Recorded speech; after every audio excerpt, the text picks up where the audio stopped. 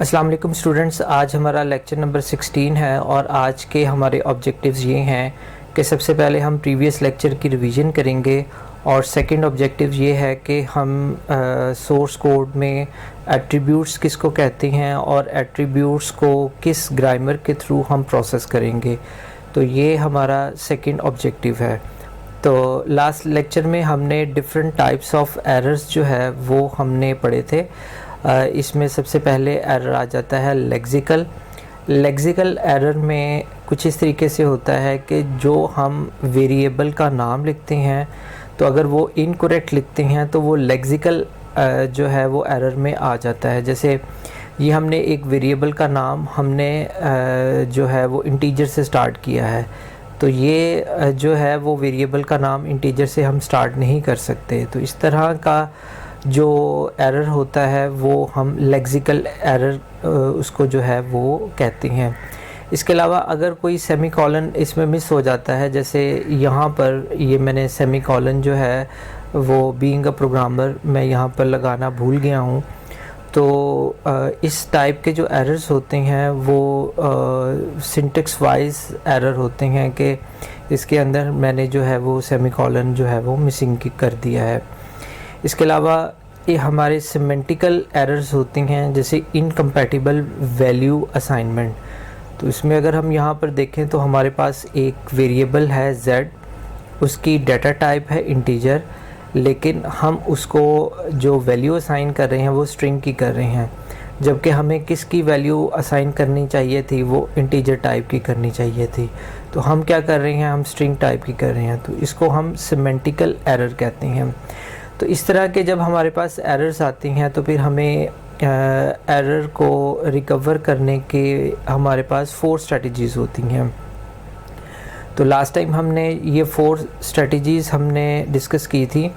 आपके final term में एक क्वेश्चन इंक्लूडेड है जिसमें आपको एक सोर्स कोड दिया गया होगा और आपको कहा होगा कि आप इसमें से एक चार्ट की मदद से लेक्सिकल, सिंथेटिकल, सिमेंटिकल एरर्स जो हैं वो आप इसमें से सेपरेट करें, और इन एरर्स को अगर हम रिकवर करते हैं, रिमूव करते हैं, तो आप इन 4 स्ट्रेटजीज़ में से कौन सी स्ट्रेटजी ऑप्ट करेंगे। तो इस तरह के क्वेश्चन को अटेम्प्ट करने के लिए इन कॉन्सेप्ट्स को जो है वो अच्छे तरीके से आपको आना ज़रूरी है। पैनिक मोड क्या होता है, ये हमारी एक रिकवरिंग स्ट्रेटजी है। पैनिक मोड ये होता है कि जब किसी जगह भी सोर्स कोड में कहीं भी अगर एरर आ जाता है तो कंपाइलर क्या करता है, बाकी प्रोसेसिंग रोक देता है, तो उसको हम कहते हैं पैनिक मोड। फिर हमारे पास आ जाता है स्टेटमेंट मोड। स्टेटमेंट मोड में क्या होता है कि अगर कंपाइलर किसी जगह एरर को डिटेक्ट करता है तो फिर उसको करेक्ट करने के मेजर्स भी लेता है। तो ये हमारे पास दूसरी स्ट्रेटजी है। तीसरी स्ट्रेटजी ये होती है कि एरर प्रोडक्शंस। जैसे हमारे पास कुछ नॉन एरर्स होते हैं। बीइंग अ प्रोग्रामर, अगर 5 या 10 प्रोग्रामर्स को आप उनसे इंटरव्यूज़ करें और उनसे कहें कि मोस्ट प्रोमिनेंट एरर्स जो होते हैं वो कौन से होते हैं, आप उसको लिस्ट डाउन कर लें, और इस तरह के जो एरर्स होते हैं वो फिर आप कंपाइलर को जो है वो ट्रेन कर देते हैं कि इस तरह के एरर्स में आपने कौन सी आर्गुमेंट्स देने हैं। तो इस तरह के जो हमारे पास स्ट्रेटजीज़ होती हैं उसको एरर प्रोडक्शंस स्ट्रेटजी बोलते हैं। चौथी स्ट्रेटजी जो होती है वो ग्लोबल करेक्शन की होती है कि जहाँ पर आपको जो है एरर कहीं पे मिलता है, उससे मिलती जुलती अगर आपके पास कोई एरर को रिमूव करने की स्ट्रेटजी है, एरर को रिमूव करने के का आपके पास सिंटेक्स है, तो आप फौरी तौर पे उसको रिप्लेस कर देते हैं। वैसे तो ये पेपर पे तो काफ़ी जो है वो पॉपुलर है, लेकिन एक्चुअल जो है ये इसके अंदर इम्प्लीमेंट अभी तो नहीं हुआ, लेकिन ये भी एक स्ट्रेटजी है। तो लास्ट लेक्चर में हमने ये एरर रिकवरिंग स्ट्रेटजीज़ की थी। तो आज हम देखेंगे कि हमारे पास एट्रीब्यूट्स क्या होते हैं। तो उसको स्टार्ट करने से पहले हम देखेंगे कि हमारे पास अगर हम यहाँ पर देखें तो हमारे पास ये सोर्स कोड है। सोर्स कोड के बाद हमारे पास लेक्सिकल एनालाइज़र होता है जो कि टोकन्स में डिवाइड कर देता है। तो टोकन्स को भी हम देख लेते हैं, पहले भी हमने इसको डिस्कस किया हुआ है, उसको थोड़ा सा रिवाइज भी कर लेंगे। तो लेक्सिकल एनालाइज़र के बाद वो सिंटेक्स एनालाइज़र के पास जाता है, फिर वो सिमेंटिक एनालाइज़र के पास जाता है।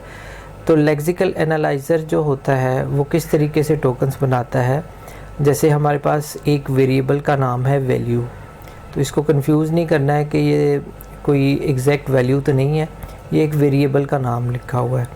उसकी कौन सी टाइप है, ये इंटीजर टाइप है, और उसको वैल्यू हमने कौन सी असाइन की है, 100। ये हमारे पास क्या है, ये हमारे पास असाइनमेंट ऑपरेटर है, ये हमारे पास सेमी कॉलन है। तो जब हम इसके टोकन्स बनाएंगे तो इंट का एक टोकन बन जाएगा, फिर हमारे पास आइडेंटिफायर आ जाएगा, जैसे वैल्यू है ये एक आइडेंटिफायर है। उसके बाद हमारे पास असाइनमेंट ऑपरेटर आ जाएगा, 100 हमारे पास एक कांस्टेंट है, और सेमी कॉलन जो है वो हमारे पास एक सिंबल है। तो इस तरीके से हम इसको टोकन्स में डिवाइड कर देते हैं। तो लेक्सिकल एनालाइज़र का काम सिर्फ़ और सिर्फ टोकन्स को क्रिएट करना है। जब हम टोकन्स को क्रिएट कर लेते हैं तो फिर हम देखते हैं कि हमारे पास जो इस वक्त है जो एट्रीब्यूट्स है वो क्या होता है। एट्रीब्यूट्स जो होते हैं वो 2 टपल्स में होते हैं। 2 टपल्स क्या होते हैं, जैसे एट्रीब्यूट का नाम है और एट्रीब्यूट की वैल्यू है। तो जब हम अपने सोर्स कोड में लिखते हैं इंट x और एक असाइनमेंट ऑपरेटर होता है, और हम 5 जो है वो इसमें कोड करते हैं, तो इसमें हमारे पास ये एट्रीब्यूट का नाम है, ये उसकी टाइप है, ये किस टाइप का एट्रीब्यूट है, ये इंटीजर टाइप का एट्रीब्यूट है, और 5 जो है ये उसकी वैल्यू कहलाती है। तो इनफैक्ट एट्रीब्यूट एक ऐसी खसूसियत है जो कि किसी भी प्रोग्रामिंग लैंग्वेज में उसकी एक्स्ट्रा क्वालिटी को जो है वो शो करती हैं। जैसे x अगर हम सिंपल लिखें तो ये एक वेरिएबल है, तो फिर इसकी एक्स्ट्रा क्वालिटी क्या हुई, ये इंटीजर टाइप का है और इसमें 5 वैल्यू जो है वो पड़ी हुई है, तो इसको हम कहते हैं एट्रीब्यूट। तो इस एट्रीब्यूट की को हम ग्रामेटिकली किस तरीके से प्रोसेस करेंगे उसको हम देख लेते हैं। इसको हम करेंगे जी एट्रीब्यूट ग्रामर के थ्रू हम करेंगे। तो एट्रीब्यूट ग्रामर क्या होती है, attribute grammar is a special form of context free grammar. तो इसका मतलब ये हुआ कि ये एट्रीब्यूट ग्रामर जो होगी वो कॉन्टेक्स्ट फ्री जो अभी हम करते आ रहे हैं, जिसमें टर्मिनल्स होते हैं, नॉन टर्मिनल्स होते हैं, और हम डिफरेंट प्रोडक्शंस उसमें से करते हैं। तो ये attribute grammar context free grammar का पार्ट है। वेयर सम एडिशनल इन्फॉर्मेशन, अब यहाँ पर वर्ड आया है एडिशनल इन्फॉर्मेशन, तो जहाँ पर वर्ड आए एडिशनल इन्फॉर्मेशन का तो उसका मतलब ये होता है कि ये एट्रीब्यूट्स हैं। तो एट्रीब्यूट्स क्या हुआ है, एट्रीब्यूट्स का एक नाम होता है, फिर उसकी वैल्यू होती है और फिर उसकी टाइप होती है। Are appended to one or more of its non terminals in order to provide the context sensitive information. तो ये हमारे पास जब हम एट्रीब्यूट की बात करेंगे तो बेसिकली वो हमारे पास कॉन्टेक्स्ट सेंसिटिव इंफॉर्मेशन होगी। Each attribute has well-defined domain of values such as integer, float, character, string and expressions। तो attributes में अभी तो हमने integer की एक एग्जांपल ली थी, तो attributes में float भी हो सकता है, character भी हो सकता है, string भी हो सकती है। तो जहाँ पर word आएगा additional information का तो इसका मतलब ये होगा कि ये attributes की बात कर रहे हैं। Attribute grammar is a medium to provide the semantics। तो जब हम एट्रीब्यूट ग्रामर की बात करेंगे तो उससे हमें क्या मिलेगा, वो इनफैक्ट हमें सिमेंटिक्स प्रोवाइड करेगा, मीनिंगफुल इंफॉर्मेशन देगा to the context free grammar, and it can help specify the syntax and semantics of the programming language. तो इसकी मदद से हमें फिर क्या मिलेगा, इसकी मदद से हमें मिलेगा कि हम एक स्पेसिफिक सिंटैक्स के अंदर उसके सिमेंटिक्स को हम आइडेंटिफाई कर सकते हैं। Attribute grammar when viewed as a parse tree can pass the values or information among the nodes of a tree. तो जब हम ट्री की बात करेंगे, पार्स ट्री की बात करेंगे, तो उसके जो नोड्स की इंफॉर्मेशन है वो एट्रीब्यूट्स के थ्रू हमें मिलती है, बल्कि उससे ये पास होती है। हम एक एग्जांपल ले लेते हैं। तो हमारे पास एक नॉन टर्मिनल है ई, और इसको हम ई और टी एक और नॉन टर्मिनल के साथ रिप्लेस कर सकते हैं। तो हमारे पास ये एक नॉन टर्मिनल है, डॉट वैल्यू लिखा हुआ है, ये आगे जाके मैं एक्सप्लेन करता हूँ ये डॉट वैल्यू क्या होता है। The right part of the CFG, तो इनफैक्ट ये तो CFG है, कॉन्टेक्स्ट फ्री ग्रामर, जो हम पहले से करते आ रहे हैं, जिसमें एक नॉन टर्मिनल होता है, उसको हम किसी नॉन टर्मिनल या टर्मिनल के साथ जो है वो रिप्लेस कर सकते हैं। The right part of the context-free grammar contains the semantic rules that specify how the grammar should be interpreted. तो इस हमारे context-free grammar में हमारे पास semantically information है, जैसे e dot value है, इसको आगे जाके मैं explain करूँगा ये किस तरीके से आई है। The value of non-terminals e and t are added together and the result is copied to the non-terminal. तो ये तो सिंपल बात है कि इसका रिज़ल्ट और इसका रिज़ल्ट जो है वो एक दूसरे के साथ ऐड हो के तो इसमें जो है वो असाइन कर दिया जाएगा। Semantic attributes may be assigned to their values from their domain at the time of parsing and evaluated at the time of assignment or conditions. तो हमारे जो सिमेंटिक एट्रीब्यूट्स हैं, ये हमारे सिमेंटिक एट्रीब्यूट्स हैं। आगे जाके और भी क्लियर हो जाएगा कि ये सिमेंटिक एट्रीब्यूट्स कौन से होते हैं।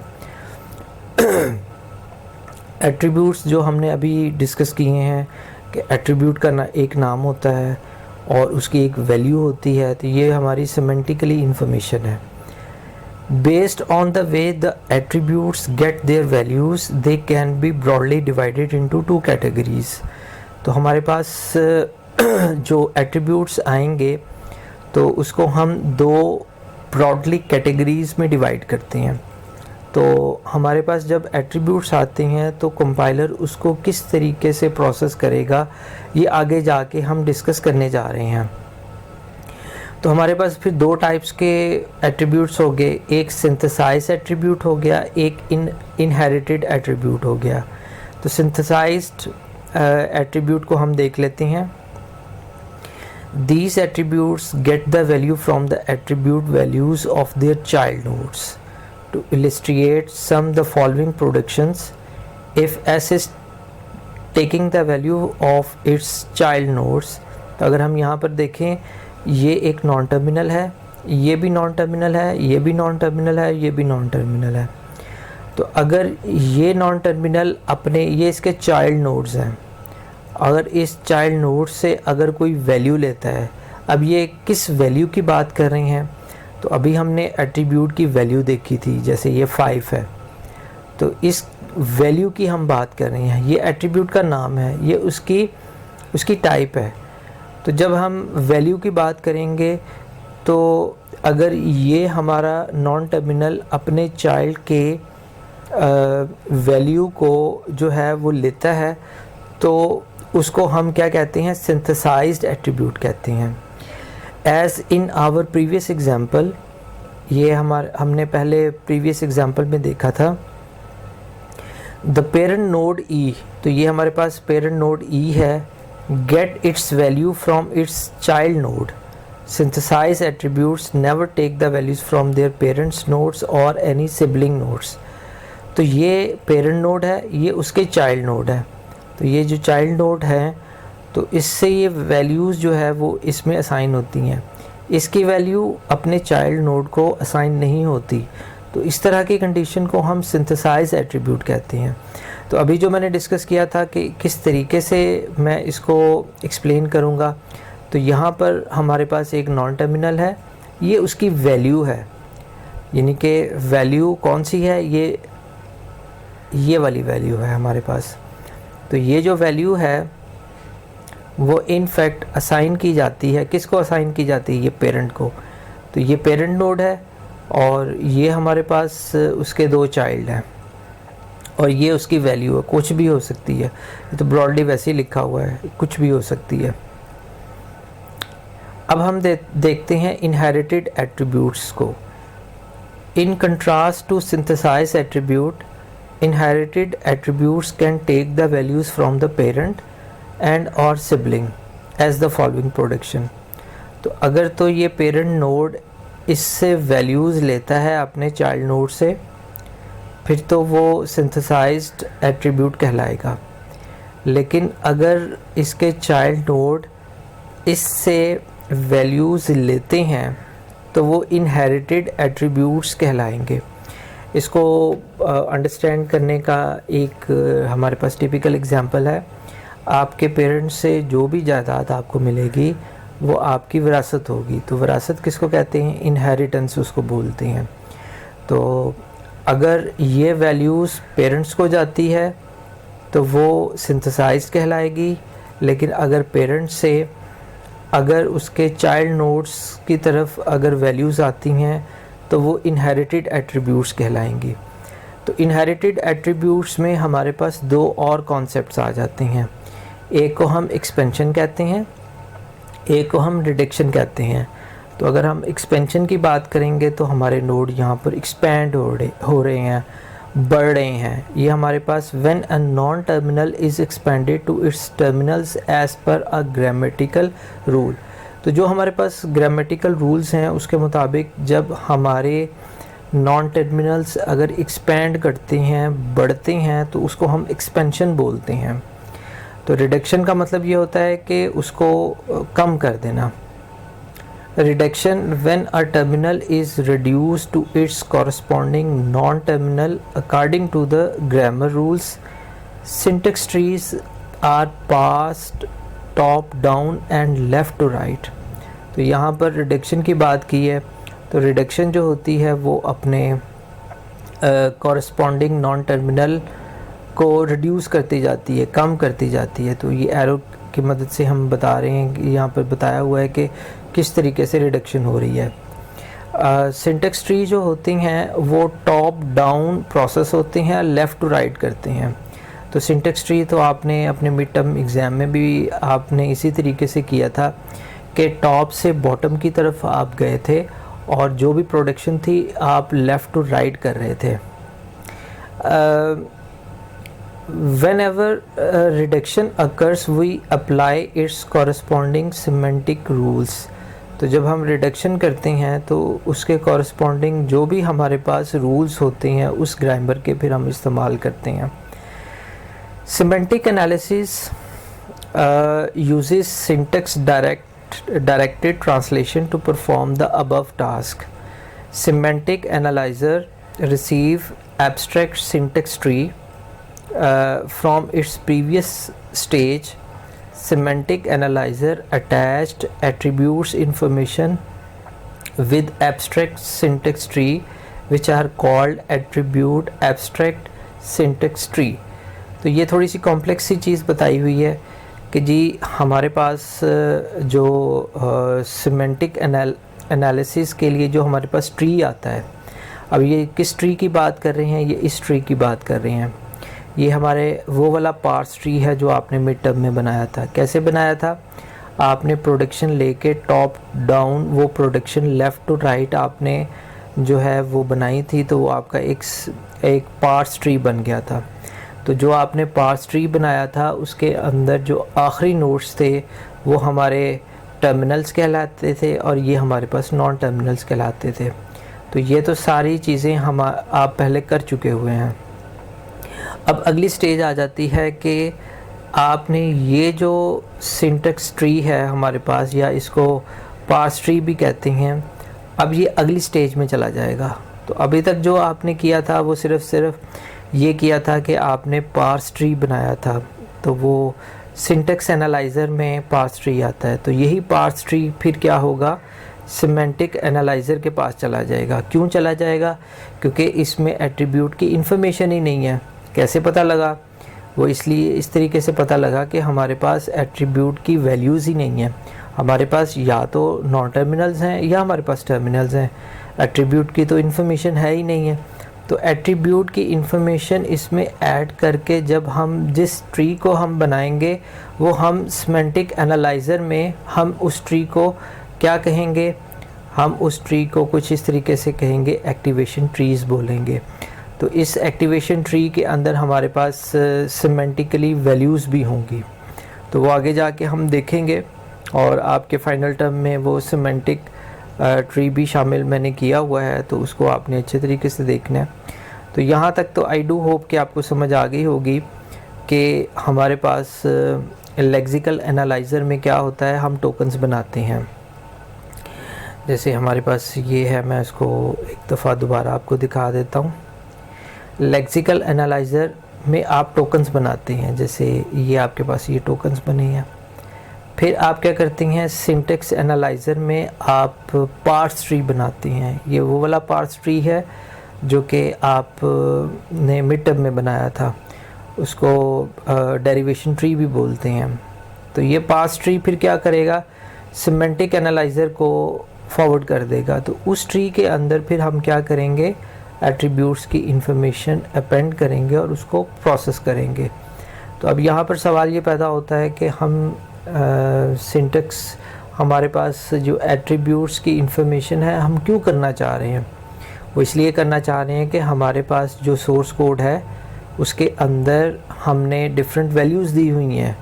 कैसे दी हुई हैं? जैसे आप अपने सोर्स कोड के अंदर ये आप जो है वो कर देते हैं। जैसे ये हमारे पास है सोर्स कोड के अंदर, आप वेरिएबल का नाम लिखते हैं, उसकी टाइप देते हैं, फिर आप उसको इनिशिएट करते हैं कि किस नंबर से करें। तो ये तो फिर एट्रीब्यूट हो गया। तो एट्रीब्यूट की इंफॉर्मेशन जो है वो हमारे पास ये जो सिंटेक्स एनालाइज़र है वो ये प्रोसेस नहीं करता। कौन करेगा? सिमेंटिक एनालाइज़र करेगा। तो नेक्स्ट में हम आते हैं एस एट्रीब्यूटेड। हमारे पास if an SDT uses only synthesized attribute, it is called as S attributed SDT। तो हमारे पास अगर हमारे पास अब हमने एट्रीब्यूट्स की भी हमने टाइप्स देखी कि हमारे पास कितनी टाइप्स हैं, 2 टाइप्स हैं।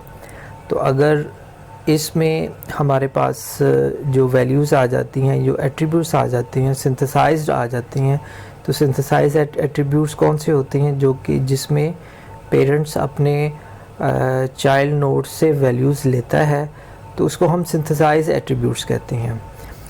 As depicted above, attribute in S attributed SDT are evaluated in bottom up parsing as the values of the parent nodes depend upon the value of the child nodes। चूँकि इसमें एक important चीज़ ये बोली हुई है कि चूँकि पेरेंट नोड अपने चाइल्ड नोड की वैल्यूज़ को लेता है तो वो क्या कहलाता है? सिंथेसाइज एट्रीब्यूट कहलाता है। चूँकि पेरेंट अपने चाइल्ड नोड की वैल्यूज़ को डिपेंड कर रहा होता है, तो फिर इस तरीके से इसकी प्रोसेसिंग होती है। यानी कि ये ई है, एक हमारे पास नॉन टर्मिनल है, और ये हमारे पास एक नॉन टर्मिनल है, ये हमारे पास एक नॉन टर्मिनल है। तो इसकी जो वैल्यू है ये इसको पास होती है।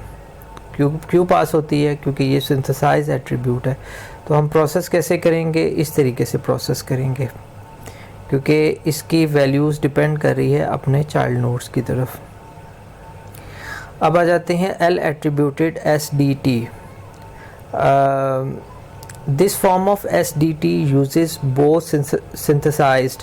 अब यहाँ पर मैं SDT की का वर्ड इस्तेमाल कर रहा हूँ, तो बजाय कि मैं इसको जो है वो एब्स्ट्रैक्ट सिंटेक्स ट्री बोलूँ, या मैं उसको जो है हमारे पास सिंटेक्स डायरेक्टेड ट्रांसलेशन कहूँ, तो मैं सिर्फ उसको उसका जो AST या मैं उसको AST बोल दूँगा, तो उससे आपको समझ आ जानी चाहिए कि ये कौन सी टर्मिनोलॉजी मैं इस्तेमाल कर रहा हूँ।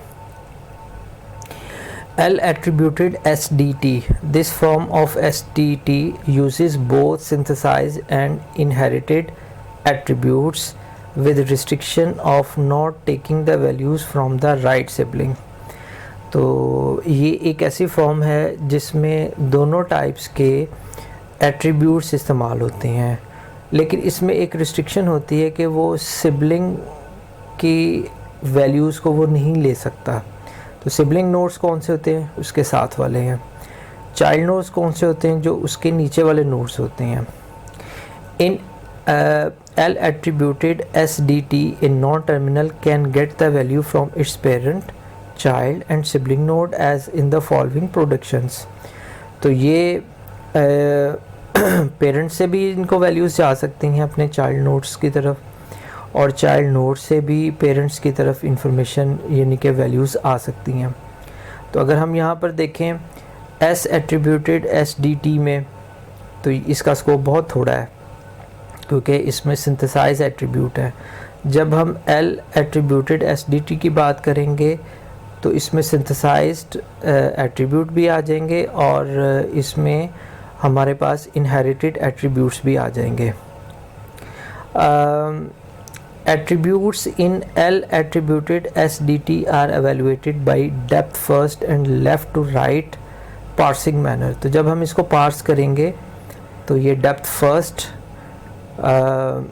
फर्स्ट इस तरीके से होती हैं, एंड लेफ़्ट टू राइट इस तरीके से हम करेंगे। अब हम बात करेंगे program as a source code. तो ये अमूमन स्टूडेंट्स को पहले से ही पता है कि एक प्रोग्राम क्या होता है, उसको हम और अच्छे तरीके से एक्सप्लेन कर देते हैं। A program as a source code is merely a collection of text code statements. तो हमारे पास ये एक सोर्स कोड है, इसमें डिफरेंस, ये एक स्टेटमेंट है, ये एक स्टेटमेंट है, ये तीसरी स्टेटमेंट है। तो हमारे पास डिफरेंट सिंटेक्स हैं, तो ये हमारे पास सोर्स कोड इसको कहते हैं। तो ये हमारे पास सोर्स कोड है। And to make it alive it requires action to perform on the target machine. तो ये सोर्स कोड हम लिखते हैं ताकि हमारे पास ये जो प्रोग्राम बना हुआ है, जैसे हमारे पास ये प्रोग्राम है, इसको मैं रन करूँगा तो मेरे पास क्या आउटपुट आएगी 0 1 2 3 4, क्योंकि इसमें एक लूप जो है वो लगाया हुआ है। तो चूँकि ये मशीन पे रन करना है तो मेरी टारगेट मशीन जो है इस वक्त कोई भी ऐसा प्लेटफॉर्म जैसे विंडोज़ हो सकती है, लिनक्स हो सकती है, उस पे ये रन कर जाए। A program contains names for the procedure identifiers that require mapping with the actual memory location at runtime। तो अब यहाँ पर दो वर्ड्स आ गए, actual memory location and run time. इसको भी हम देख लेते हैं, क्योंकि जब हम किसी प्रोग्राम को हमारा कंपाइलर रन करता है तो उस प्रोग्राम के लिए कोई ना कोई आपके कंप्यूटर में स्पेस एलोकेट करनी पड़ती है। तो जब हम अपने कंप्यूटर में ये स्पेस को एलोकेट करेंगे तो उसकी प्रॉपर जो है एक मेमोरी की लोकेशन होगी। और रन टाइम को हम देख लेते हैं कि रन टाइम क्या होता है। By run time we mean a program in execution. तो जब एक प्रोग्राम एग्जीक्यूट हो रहा होता है उसको हम रन टाइम कहते हैं। Run time environment is a state of the target machine which may include software libraries, environment, variables etc. to provide the services to processes running in the system। तो जब हम रन टाइम इन्वायरमेंट की बात करेंगे तो हमारी वो machine आ जाएगी जिसके ऊपर जो है वो आपका लैपटॉप भी हो सकता है, आपका डेस्कटॉप कंप्यूटर भी हो सकता है, आपका मोबाइल डिवाइस भी हो सकती है। तो रन टाइम इन्वायरमेंट में आपकी मशीन आ जाती है जिस पे उसने रन करना है, और उस सोर्स कोड को रन करने के लिए जिस प्रोग्रामिंग में आप उसको लिख रहे हैं उसकी डिफरेंट लाइब्रेरीज़ होती हैं। जैसे ये आपके पास सोर्स कोड है, ये एक फॉर लूप है। तो फॉर लूप किस तरीके से काम कर रहा है ये उसकी लाइब्रेरी में मेंशन है। तो ये कंपाइलर का काम है कि वो फॉर लूप के मैकेनिज़्म को देखे और इस प्रोग्राम को रन करे। Runtime support system is a package mostly generated with the executable program itself and facilitate the process communication between the processes and the runtime environment. It takes care of memory allocation and allocations while the program is being executed. तो run time support system हमारे पास एक पूरा package होता है जिसमें जिस language में हम लिख रहे हैं, जैसे जावा है, जैसे हमारे पास C++ है, तो उसकी लाइब्रेरी हमारे कंप्यूटर में इंस्टॉल होनी चाहिए। तो जब टारगेट मशीन की बात करेंगे तो उसका मतलब ये होगा कि जिस मशीन पे हम ये काम कर रहे हैं। तो नेक्स्ट क्लास में हम जो है वो नेक्स्ट लेक्चर में हम एक्टिवेशन ट्रीज़ को देखेंगे कि वो किस तरीके से हम जो है उसको बनाएंगे, और उसमें हम मेमोरी की किस तरीके से एलोकेशन करेंगे, और जब हमारे पास ये सोर्स कोड आता है तो उस सोर्स कोड को हम किस तरीके से पार्स करेंगे। आई डू होप कि इस लेक्चर की मदद से आपकी काफ़ी अंडरस्टैंडिंग हो गई होगी कि एट्रीब्यूट्स की इंफॉर्मेशन को सिमेंटिकली हम किस तरीके से प्रोसेस करते हैं। टेक केयर, अल्लाह हाफिज़।